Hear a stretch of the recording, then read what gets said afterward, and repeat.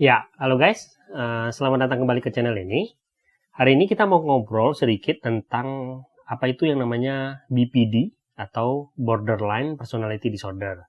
Jadi, di video berikutnya, kita mau ngobrol nih tentang kenapa seorang narsistik atau NPD dan seorang BPD atau Borderline Personality Disorder itu biasanya saling tarik-menarik. Alias biasanya mereka juga seperti narsistik dan impet saling tarik-menarik dan menjadi sebuah pasangan biasanya yang kelihatannya bagus di awal gitu ya. Tetapi kita nggak bisa bahas itu kalau kita belum tahu apa itu yang namanya borderline personality disorder gitu ya. Jadi di video kali ini kita mau ngomongin dulu, mengajak kalian untuk mengenal tentang apa itu BPD sehingga kalian bisa tahu gitu ya kenapa mereka tuh bisa saling tarik-menarik dengan seorang narsistik. Oke guys? Oke, mari kita mulai. Apa itu borderline personality disorder? BPD ini kalau kita artikan ke bahasa Indonesia kan itu gini guys, gangguan kepribadian ambang batas. Borderline itu kan artinya ambang batas gitu ya. Cara termudah untuk memahami ini adalah dengan satu kata sebenarnya. BPD itu identik dengan kata labil. Labil artinya tidak stabil. Tidak stabil dalam apa? Dalam hal emosi. Jadi BPD ini adalah kondisi psikologi seseorang di mana dia itu punya ketidakstabilan emosi, gitu ya. Cara gampangnya tuh gini guys ngelihatnya. Oke, kalian bayangin ini ya. Kita ini semua ini kan punya rentang emosi. Anggaplah ini rentang emosi positif kita, ini rentang emosi negatif kita. Sebagai manusia yang tidak mengidap BPD misalnya, kita dalam tanda kutip normal lah misalnya, emosi kita itu kan bisa di sini, bisa di sini. Artinya kamu bisa aja di posisi positif atau posisi negatif. Nah, artinya ketika kamu misalnya ada di posisi positif, ketika kamu mau berpindah emosi kamu menjadi negatif, ini kan jaraknya jauh guys. Artinya kamu tidak akan berubah secara tiba-tiba. Baik dari positif ke negatif atau negatif ke positif. Butuh waktu, butuh stimulus untuk berpindah dari sisi satu ke sisi yang lain. Oke? Nah, di antara ini kan ada batasnya ya. Di tengah-tengah ini kan berarti kan batasnya guys. Artinya, orang-orang yang punya BPD atau Borderline Personality Disorder itu, mereka tuh kondisi emosi mereka itu ada di daerah sini guys. Di batas ini. Sehingga artinya, mereka itu bisa berpindah ke kanan atau ke kiri, alias ke negatif atau ke positif, itu bisa tiba-tiba. Rentang waktunya tuh pendek, gitu loh. Karena mereka tuh berada di ambang batas. Itulah mengapa disebut borderline. BPD itu sering juga disebut emotionally unstable personality disorder. Gangguan kepribadian, ketidakstabilan emosi. Gitu ya. Oke, nah pertanyaan berikutnya adalah, kenapa orang bisa kayak gitu bang? Kayak gitu ya. Sampai hari ini, penyebab pasti orang menderita BPD itu belum bisa dipastikan. Tetapi menurut para ahli, kondisinya itu mirip-mirip sama NPD guys. Jadi dalam arti itu, penderita BPD itu bisa disebabkan oleh genetik. Genetik itu artinya bisa dua hal. Pertama, bisa saja oleh keturunan. Misalnya dia memang punya keturunan genetik dari orang tuanya misalnya. Dan atau gitu ya, orang yang terlahir dengan kondisi otak yang berbeda dari orang-orang yang normal dalam tanda kutip. Karena katanya sih mungkin kondisi otak kita itu kan ada bagian-bagian tertentu yang bagian kita mengelola emosi kan. Nah, orang-orang BPD itu katanya ada juga yang punya konstruktur otak tuh yang membuat mereka tuh mengolah emosi itu seperti para penderita BPD ini gitu ya.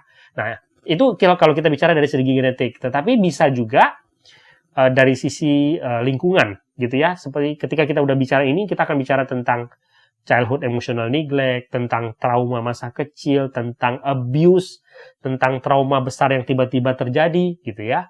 Yang pada akhirnya bisa juga membentuk seseorang menjadi penderita BPD, gitu ya. Hal-hal inilah yang dikatakan oleh para ahli mungkin saja bisa menjadi faktor-faktor seseorang menderita BPD. Berikutnya, apa yang biasanya terjadi ketika seseorang misalnya menderita BPD, gitu ya?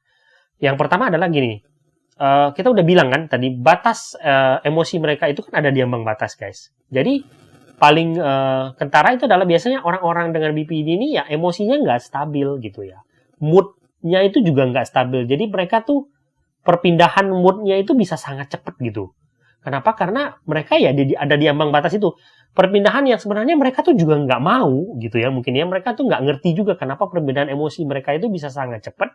Tetapi itu terjadi kepada mereka. Jadi bisa saja di satu sisi mereka kelihatan begitu tenang, tetapi kemudian perpindahannya menjadi sesuatu yang emosional itu bisa sangat cepat gitu ya.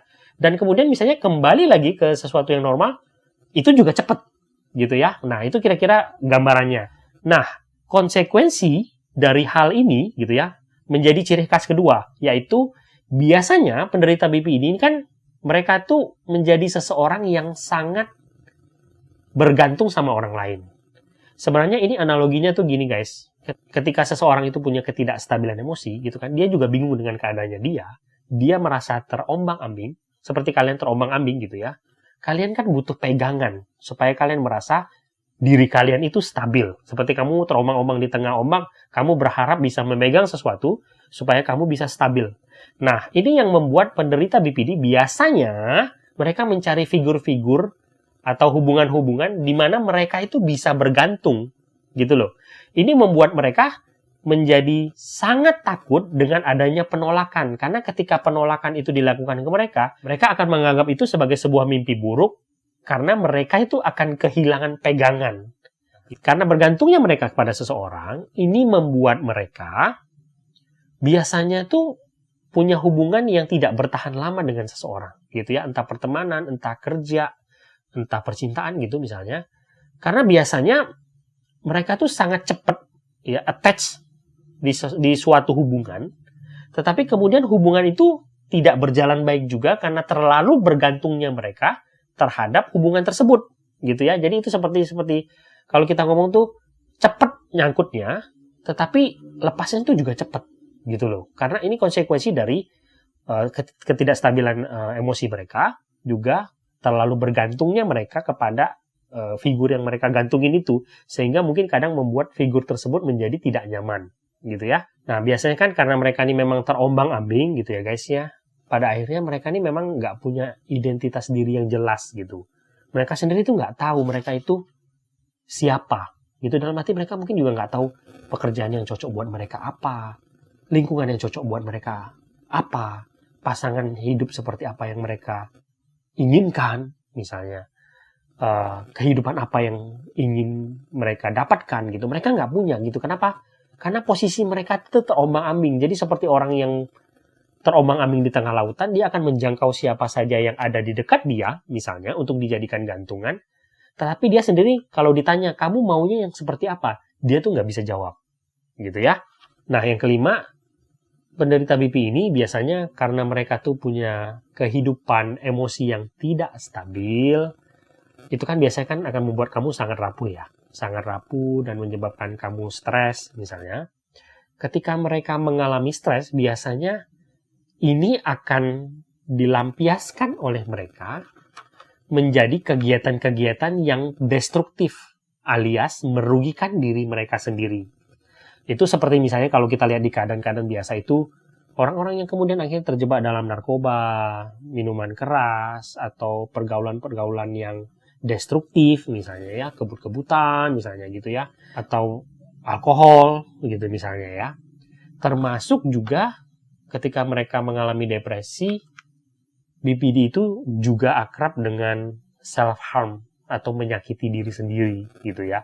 Termasuk mungkin ya, termasuk kata yang sensitif yang kita harus katakan bahwa keinginan untuk bunuh diri, gitu misalnya. Nah, yang keenam adalah biasanya penderita BPD itu juga biasa mereka sering merasakan kekosongan hidup gitu ya, karena mereka kan nggak tahu identitas diri mereka gitu ya. Sehingga ketika mereka merasakan kekosongan hidup, untuk mengisi itu biasanya mereka menyukai kegiatan-kegiatan yang namanya sensation seeking. Sensation seeking itu kegiatan-kegiatan di mana bisa menghasilkan sensasi luar biasa ke dalam diri kita, gitu ya. Itu seperti misalnya kegiatan-kegiatan yang memancing adrenalin, gitu ya. Kegiatan-kegiatan yang membuat kita tuh bisa merasakan sesuatu untuk mengisi kekosongan di dalam hidup kita, ke jiwa kita lah, misalnya, gitu ya. Yang terakhir, penderita BPD itu biasanya juga berkaitan dengan temperamen gitu ya.